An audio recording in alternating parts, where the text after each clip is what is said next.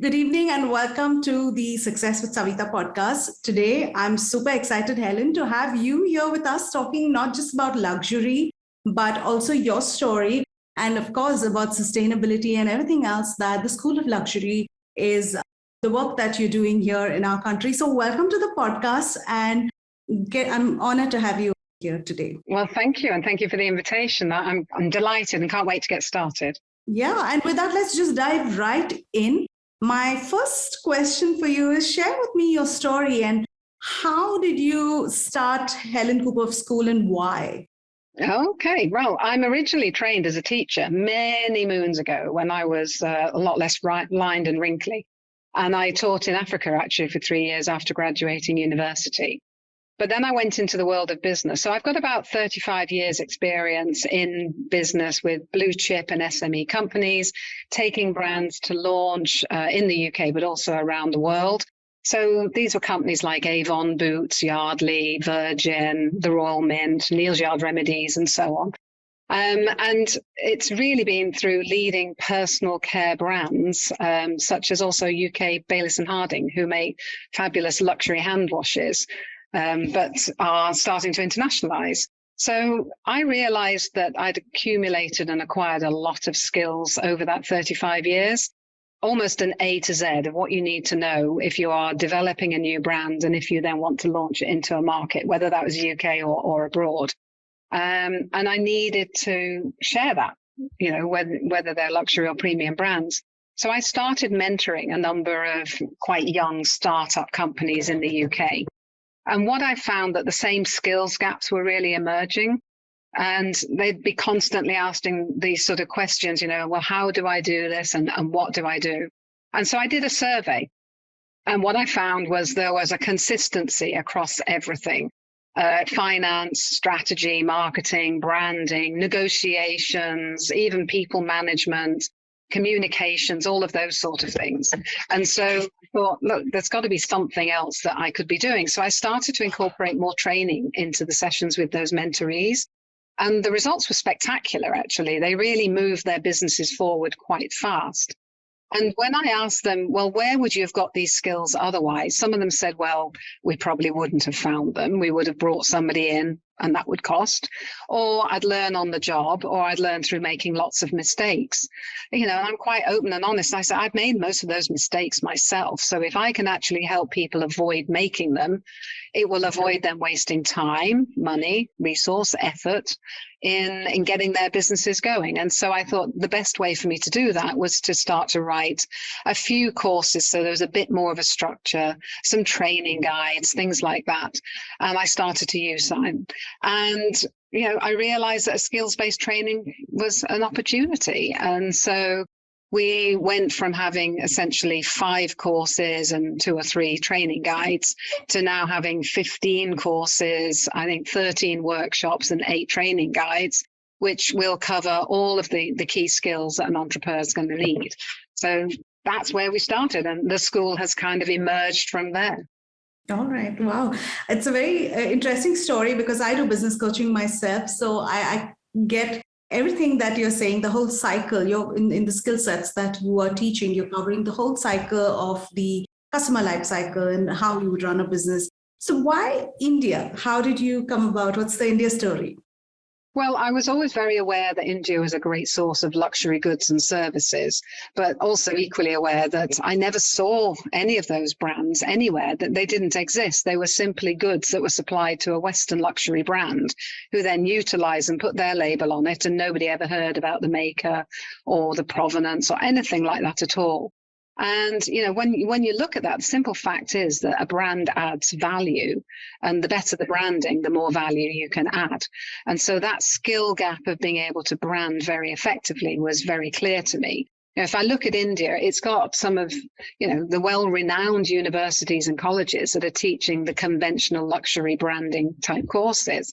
But the problem that I've got with that is that ultimately they don't teach the practical skills. And so our strapline is we'll show you how.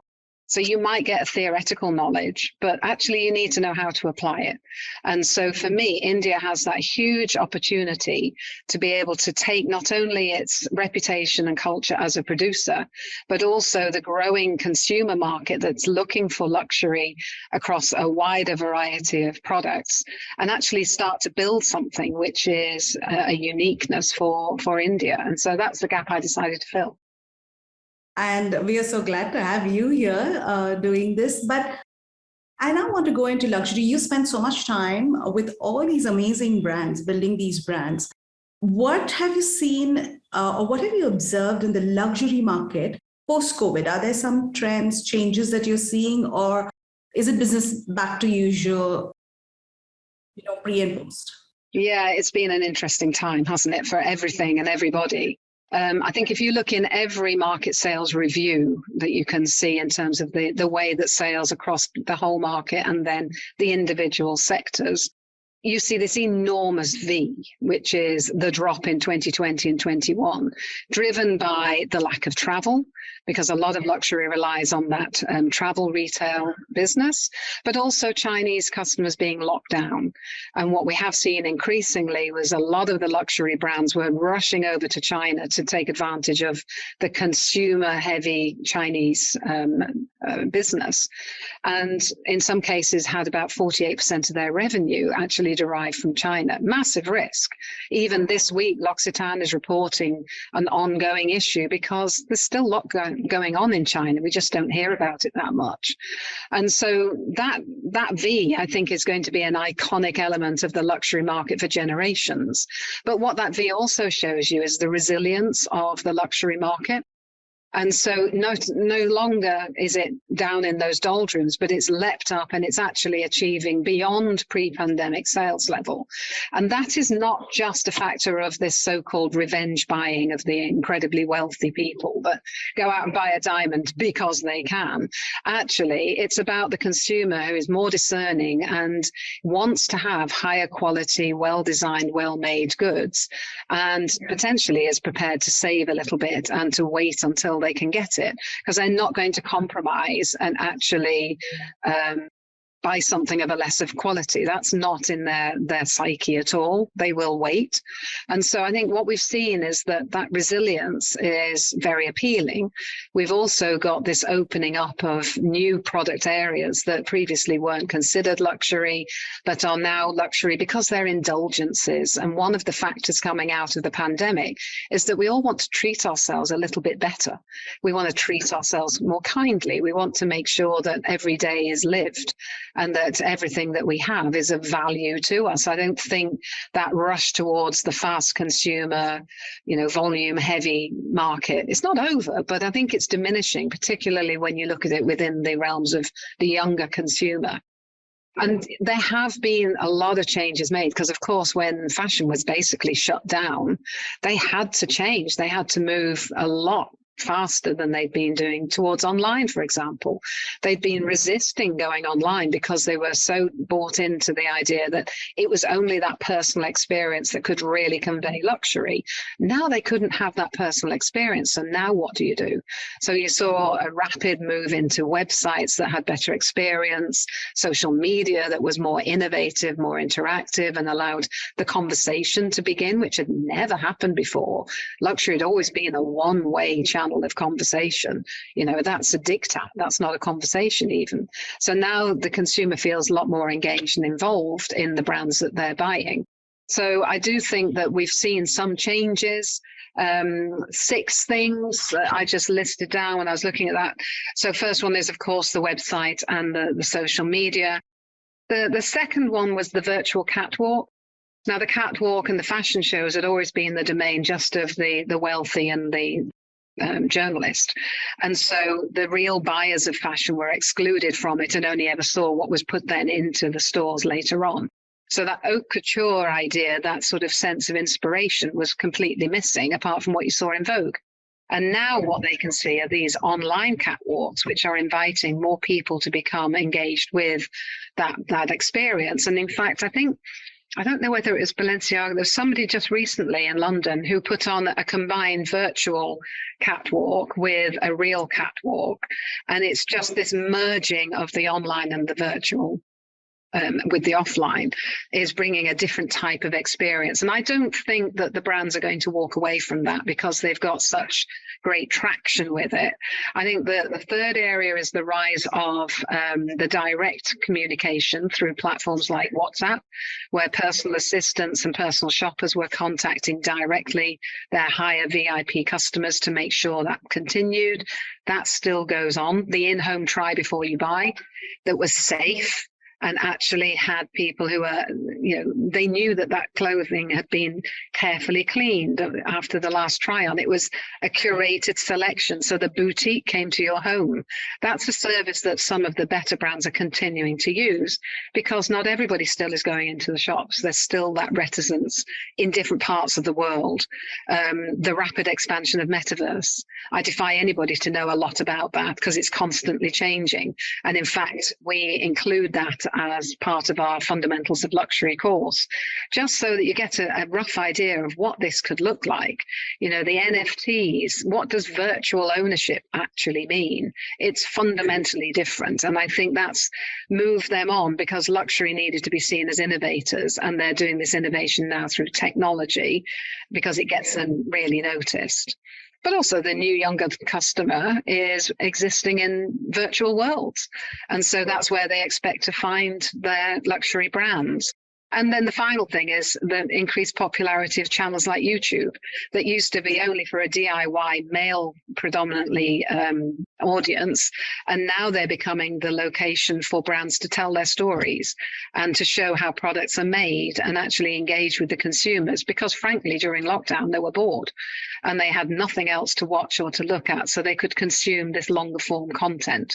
So it's very different. It's a different world now. And I don't think it's going to go back completely to where it was. Yeah. Wow. I mean, you've broken that down really well, really insightful. And I think it's quite fascinating. And I'm really excited to see where all of this is going and how it's going to evolve. Although I would like some revenge buying myself. Now I want to talk about, one of the things you talk about as well is sustainability. And, sometimes it feels like a buzzword. Everybody's talking about it, but really, how do you make a brand sustainable? There are different ways, but I think because it's so broad, let me keep it to, a brand which is a service or a lifestyle kind of product. How do you make it sustainable? And what are some easy ways, low-hanging fruits that we are missing that we could, incorporate right now? Yeah, well, sustainability is something that I'm really passionate about. And I just think, the three reasons around that. Basically, luxury has a responsibility to lead the way. You cascade down. You don't go up from the base because that's called evaporation, quite frankly, and it's lost by the time it gets into the air. So you need luxury to be taking a lead. They need to almost give the justification for the higher prices that they're charging. They need permission now for that. And they are, I think, quite neglectful in their use of that. They're not doing it honestly. They're not doing it authentically. They've got huge financial resources and influence, and yet it's not being used appropriately. So I think, luxury needs to start stepping up. The other one is that sustainability for any brand is no longer an option. It's something which, quite frankly, has got to be considered. Brands need to help the consumer to live as sustainably as they want to. If the brand is not producing the right products, then how can the consumer have any impact? Absolutely nil. So we do need to see that businesses of all levels, all types step up. And then the third one is I really think that India itself is experiencing the consequences of climate change and social non-sustainable ways of working. And so you've got that on the doorstep. So why not be elevating this as a conversation and making it something which could be a point of difference? I personally do feel, and this is my big, hairy goal, And it may not be in my lifetime. I have no idea. You never know how fast things turn. But I honestly see India being the global center for sustainable luxury production and brands of the future. It has that potential, but everybody has to start stepping up now to do something. So, as the premier green school in India, sustainability is at the core. So we teach that a lot in all of our courses. We are bringing tips, but also inspiration and ideas that people might be wanting to integrate. So one of the first things you can do, which is not only a benefit to the environment, but to the bottom line, and if there's one thing I know about business people, they like to know what's in it for me, is actually to look at where you're wasting resources. Waste is one of the biggest environmental impacts. So when you look at all the things that are happening as a consequence of waste, we cut down more trees than we need. We use more water than we need. We grow more products than we actually need. We're mining more than we need. So if you can eliminate waste from your own production and from your own business, then you start to see that you're having a really good impact. That could be in terms of the materials, actually your power that you're using, the energy, the packaging, or even just time that's spent wasted, which means you're not that productive. So you work longer to be as productive as you need to be, which has got a knock-on effect. So you're now using more lighting and power to stay in the office longer, and it has a massive social impact through long hours working. So one of the simplest things you can do is look at what you're doing in terms of waste and start to cut that back. The second way is to start asking questions of your own suppliers.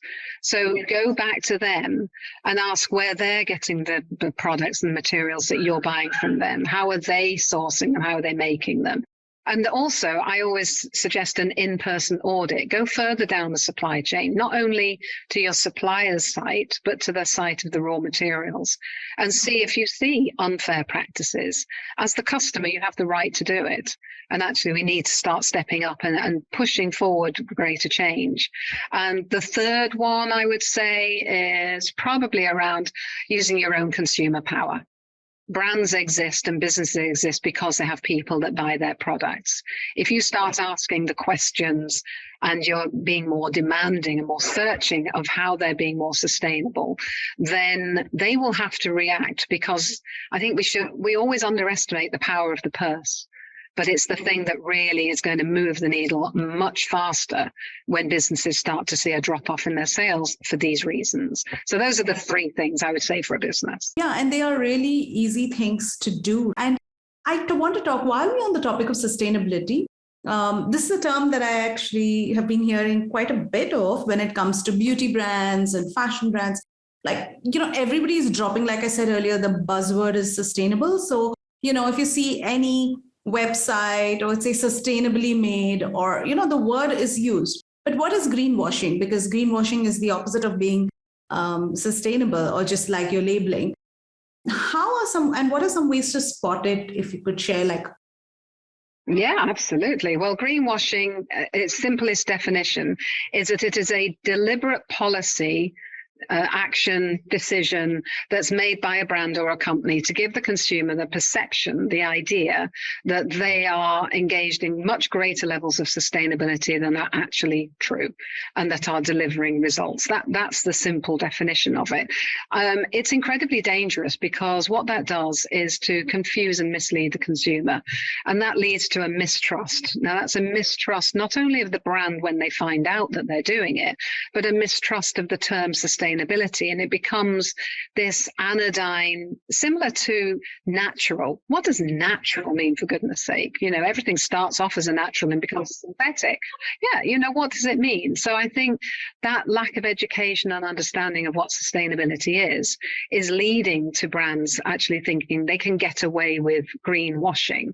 And then what we are doing is, in our courses, basically talking about how you build sustainability into the heart of your business if you're starting from scratch, or how do you integrate it in after the event so it's not too disruptive, but it's actually doing what you can do. And it's being honest. Greenwashing is just simply dishonest, and it's making bigger claims. And just recently, in fact, in the last week or so, H&M have been sanctioned in the US because on their labeling, They're claiming 20 odd percent is recycled, 20 odd percent. No, actually, what a consumer looking at that would do, and this is how they're starting to judge this greenwashing as an issue, is what does the consumer believe? What are they reading between the gaps of what you're not saying? If what you're saying is implying that actually most of what you do is going to be from recycled source, but a small amount really is, or actually you are sourcing it from ethical sources completely, but actually only a tiny percent is, or renewable sourcing, how are you getting it? These are all things that are the basis of greenwashing. But you also have the opposite of greenwashing, which is green hushing. And green hushing is where businesses are really, really trying to do the right thing, but they're so afraid of being accused of greenwashing that they're not telling anybody. And that's equally bad, because now you're concealing the brands that actually are doing something good and could get a real competitive advantage by honestly and authentically doing that. So it has this very undermining, divisive kind of approach to it. And I'm glad to see that some of these brands are no longer getting away with it. But we got to call them out. Otherwise, they will continue to do it. Yeah. And then what happens is the consumer stops believing anyone is really sustainable. So then you're like, okay, I mean, I'm trying, but nobody is ethical. So why should I be? And the sad thing is that the brands will then move on to the next PR story, and sustainability is left in rags when actually it is the most important thing. So, having a sustainable business is not about just being for good and for purpose, but actually you make profit, because if you don't have a sustainable, profitable business, you're going to be out of business and can't do any good for anyone. That's a lot of food for thought. And I can see you're really passionate about this as well. And now I want to talk about luxury as well, because I think green hushing is a new word I have picked up. I didn't know that existed. So I'm learning so much in this conversation. And coming to luxury, right? What makes in a broad sense, what makes a brand mass market? I mean, you and me kind of know, but what really defines a luxury brand? What is it that I need to have in place before I can say, hey, you know what? I make a luxury brand. Well, luxury historically has always had sort of 6 criteria, including things like the price. Price was always seen as being the thing that you've got to be high priced to be considered luxury. Well, there's some high price things I wouldn't consider luxury. It's got to be something which is quite rare. And yet, when we look at the big luxury brands, how can I consider anything that I can buy identically in New York, Singapore, Hong Kong, or London to be rare? It isn't. It's just they're controlling distribution. But extraordinariness is the thing that is the most difficult thing to define. And it's something when you look at it, you just go, oh, wow. That is something else. That is something I've never, ever seen before. It could be aesthetic quality of design, the way that materials have been used or put together, but something makes it truly aesthetically amazing. And that's the hardest thing to see. I think we can see there's a lot of craft in the world, but if I go to any craft shows and fairs anywhere, a lot of it is not ever going to be luxury because it doesn't have the finesse. It doesn't have the attention to detail. It doesn't have that quality and that extraordinariness. Now, we talk about a checklist of 10 things that luxury brands really need, because in the old checklist, sustainability wasn't part of it. And now we're really talking about how do you talk about that? And in fact, in one of our courses, we cite 2 Indian brands are the most luxurious out of all the ones that we've looked at across different sectors in the UK and around Europe. One of them is 3 Clive Road Tea, and the other one is Ether Chocolate, which is based in Mumbai. And they score more highly on the checklist of a modern luxury brand than any other brand that we looked at in that sector. So, we know that it can be done, but it takes that attention to detail and that experience that you're giving to the consumer as well. That's what separates Hermes from H&M. It's not about pricing any longer. That is a signifier that within the sector you're in, you are probably amongst the highest priced. But I consider an indulgence like a gold top macaron to be a luxury, and it'll cost 10 times more than a normal macaron. But it's an affordable luxury, but in its sector, it's at the top. So I think you can't look at an absolute price point and say that now makes me luxury, because actually you need the consumer to fall in love with your product and with your brand. Luxury is very much more about emotion. It's not functional, because if you just want a shirt to put on your back, you won't need to spend $1,000 for it. But the emotion that you feel and the quality of the material and the cut and everything about it makes it feel like something that you deserve. And when you deserve something, price doesn't matter, actually. You can charge whatever extraordinary price. And that's the difference. It's experience, it's the extraordinariness, but it's making sure that you're at the top end of the sector that you're within. Interesting. And so this is just like more a yes or no question. Is it harder to launch and grow a luxury brand, or is it harder today than it used to be? I think there are more opportunities in luxury than there have ever been before, because the definition of luxury is expanding into this more indulgence. It's no longer about elitism, but elite craft and skill. And so that can come across from various different areas. One of the fastest growing sectors is actually in the fine wines and luxury spirits. And there's a lot of that now that's coming through with Sula vineyards, everybody knows about in India. But we talk to other manufacturers and brands, such as Gin from Goa. It's got a lovely sustainable story, but it's always about small scale. It's not high volume. Luxury has never been about high volume. It's just become that because of these mega houses. So I think it is probably easier to launch a luxury brand now, but you need to know what you're doing. And what, in your opinion, should I know as a business owner if I decide, hey, I want to launch a luxury brand? What are some things that I need to definitely know about starting a luxury brand? I mean, it's not for everyone. It's not for everybody, but I think you go through well, people have asked me, so I want to launch a luxury brand. Okay, well, what is that going to be? Oh, well, it's going to be this. Okay, well, why are you doing that? What's your expertise? What's your heritage? What are you bringing that's different for the consumer? Because if you're just going to copy what everyone else has done, don't bother.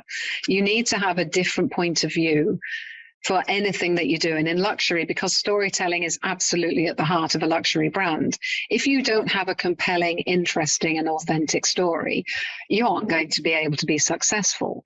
So you may be able to, from a theoretical and strategic thinking, identify a gap in the market. But because luxury is about the emotion, not function, that simply says there could be something there of interest. But the way that you then interpret that and bring extraordinariness and innovation into the market is the reason why you would then be a successful luxury brand. And then you build in all the usual things of what it looks like, where you're sold, what the product is, how you limit the volumes.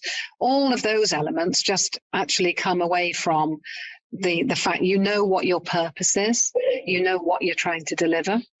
And it's a cascade. It's a really straightforward process after that, but you need to get that first start point right. Or they need to take some classes at your... Well, there's a very good school that can tell you all about that. Yeah. So we're going to talk a little bit about that. As we move on, I want to ask you, what are some iconic luxury brands that you admire? What makes them stand out for you? What's special? Most of my brands probably wouldn't be very well known because that's the definition for me of luxury, that I would just go down and have a jeweler, an artisan make something for me because it's mine, it's personal. When I look at the brands that are out in the marketplace at the moment, I can probably tell you the ones I don't think are luxury. I don't think Gucci is luxury because it's become expensive. It's become expensive fashion.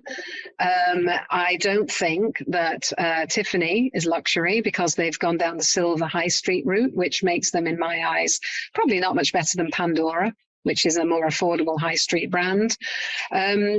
I think that the likes of Hermes are luxury because they've been true to their story and they are, it's not a high volume brand. It's something which is a real treasure still, whether you're buying into their bags or their scarves. It's something which has got that rarity value. And, Those would be the main ones for me. And then you start to look at alcohols, and they come from really small distilleries, and they are very special. And it could cost you quite a few £1,000s to buy an aged whiskey from them, for example, like Macallan's. So yeah, there's it's easier for me to spot the ones who are no longer what I consider luxury, and that's kind of heresy to anybody that thinks, oh, luxury is all Gucci and so on. I'm not sure. Yeah. And also what I hear you say is, when people think luxury, it's not just what you wear. It's not just fashion. It's lifestyle. There's so much to it, right? It's your home. It's your artifacts. It's your painting. It's maybe even, the plants, the drink that you're having, the food that you're eating. Everything is considered in luxury. It's not something you just buy. It's a considered purchase because it's expensive, but also it has a particular place that you want it to play in your life. And the same with services. India's fabulous at luxury service.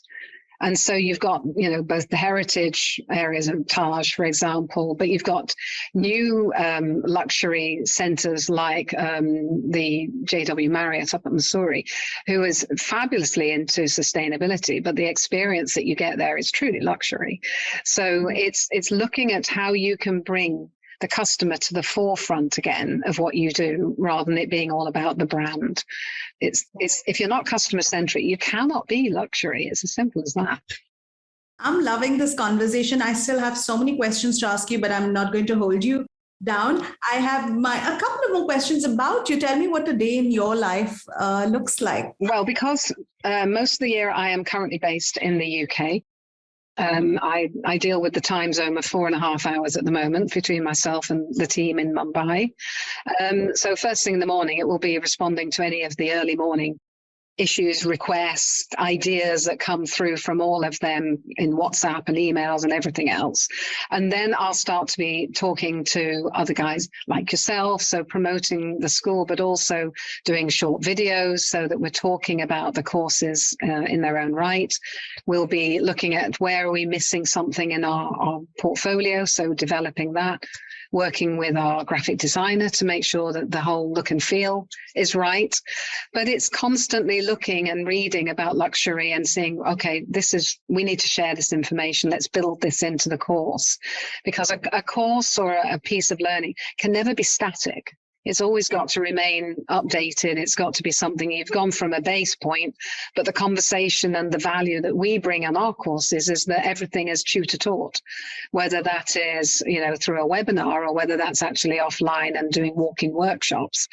It's all about their knowledge and what they're accumulating all the time. So the value that we bring isn't just our own previous experience, but it's our constant updating of knowledge. That means that we're giving the latest information to all of our students. So they are ahead of the game because most people aren't doing that. Okay. And then work keeps you busy. What do you do when you're not working? I play golf. Yes, I play golf, which does mean I have to disappear for half a day usually, but I'm now known as the longest driver in the whole of the women's club, which is a bit worrying because now they're going to have to nobble me, I think. But I also have a dog. We got him last year, and he's a very cute spaniel, normally puts an appearance in on videos. And so I take him out for walks every day, and I love walking, getting fit, and then preparing for my next trip to India, which is on the 17th of August. Yes, I hear that. With that, just one piece of advice or a mantra that you follow when times are tough for our audience. Be resilient, because you're right. Okay, I like it. And I do want to ask you about the School of Luxury. Who is it for? How do people find you? Of course, we're going to share all the links with this episode. Who is it for? And, what's their takeaway when they do some of these programs? Well, we've got quite a clear divide, really, that's emerged in the last 6-7 months. The first one is business owners, and business owners who want to understand how to either upscale their own brand, so that just doing one thing might just make the big difference. I shared with you earlier the 3 ideas around sustainability. that can still work. So teaching them different ideas, teaching them how to identify their luxury consumers and go after them, and how do you consistently do that? How do you deliver a luxury brand experience? What's the customer journeys? All of these sort of things actually help to elevate each touch point within a brand. And then we also have employees or potential employees who want to go into luxury, but they're coming out either from an unrelated degree course, or they're coming out of one of these luxury branding courses, but really aren't useful to any business. So we want to make them useful and then give them the right start in their career. So we work with India's leading recruiting partner for premium and luxury brands. And we've developed a program which is called Get Ready for a Career in Luxury. And so we take them through 5 different areas: fundamentals of luxury, the metaverse, and so on. How to pick the right employer, so matching your values and purpose to luxury employers and brands. How you can personally brand yourself to be more suitable for a luxury role. We then have got sector inductions in 3 areas. They choose one. It's luxury fashion retail, super premium beauty, which I teach, or luxury car retail. And then we pass them to our recruitment partner that is preparing them for an interview, and we guarantee a job interview to those who pass the first 4 parts.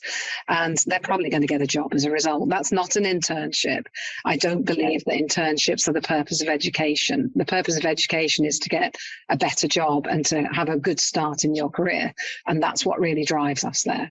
Yeah, and that's a great note to end this conversation on. Thank you so much for the value that you have delivered. I think we should bring you on for part 2, but it's been really insightful. I've gotten to know the work that you've done and the work that you're doing here, and I look forward to staying connected. I wish the School of Luxury, Helen Cooper School of Luxury, all the very best. Thank you so much, Savita. It's been a pleasure.